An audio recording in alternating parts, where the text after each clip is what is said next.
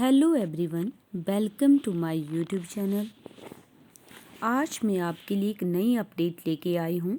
HPSSC Hamirpur के द्वारा post code 817 junior office assistant IT की टाइपिंग टेस्ट की न्यू डेट आ गई है, तो आप डेट चेक कर सकते हैं।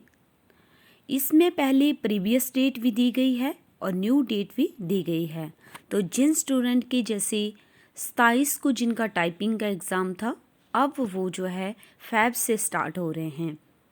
तो 1 फ़ैब को होगा, नेक्स्ट जो 28 का है वो 2 को होगा, 31 का जो है वो 3 को होगा। इसी तरह से आप पूरी डेट चेक कर सकते हैं। अगर आप मेरे चैनल पर नए हैं तो चैनल को सब्सक्राइब करना ना भूलें। Thank you.